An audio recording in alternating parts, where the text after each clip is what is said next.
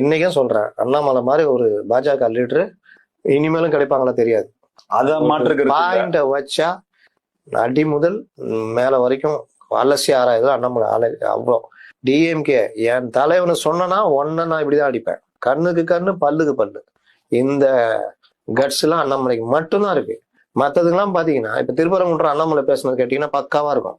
ஒரு இவங்களுடைய உள்நோக்கத்தையே வேறோட போட்டு சாச்சிட்டாப்ல. ஆனா நைனார் எழுங்க, இன்னொரு அயோத்தியாக இருப்பதில் என்ன தவறு? இத சொல்லி சொல்லிதான் எச்ராஜாலாம் இங்க ஒண்ணு காமெடி பீஸா இருக்காங்க. அது தமிழ்நாட்டுல கோமையை பிடித்தால் உடம்புக்கு நல்லதுன்னு தமிழிசை சொல்லிதான் காமெடி பீஸா இருக்காங்க. அண்ணாமலை தொட்டாரா கோமையை மேட்ற? திருப்பரங்குன்ற மேட்ற எப்படி தொட்டாரு?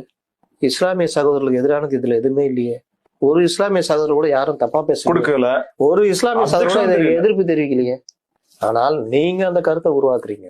அப்படிதான் அண்ணாமலை பேசுறேன், இப்படிதான் பேசணும். அப்பதான் இஸ்லாமியர்கள் பார்த்தா கூட ஆமா இல்ல நம்ம ஏன் இவங்க கோத்துக்கிறாங்க திமுக அப்படின்னு கோபம் வரும்.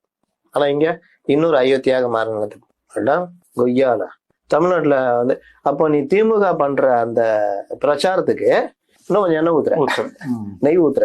அது தெரியாமே செய்யறாங்க. தெரியாது, பாஜக கிடையாதுங்க, ஆப்போசிட்டா போகுன்றதே புரிஞ்சுக்கல அவங்க. இதுக்கெல்லாம் காரணம் என்னன்னா அடிப்படை தமிழ்நாடுடைய அரசியலை புரிஞ்சுக்கிறது இல்ல. பாஜகல சேர்ந்துட்டா அந்த அவங்களுடைய அந்த இது வராகி டீம்லாம் இருக்குல்ல, அது சொல்றது கேட்குது. நீ அந்த ஒரு ட்விட்டர்ல போய் பாருங்க, நான் இந்த ட்விட்டர் முழுசும் இந்த சாமியாரை பார்த்து அது காலில் ஒண்ணு. அண்ணாமலை ட்விட்டரை போய் பாருங்க, அடி சமூக பிரச்சனைகள். Download ShareChat.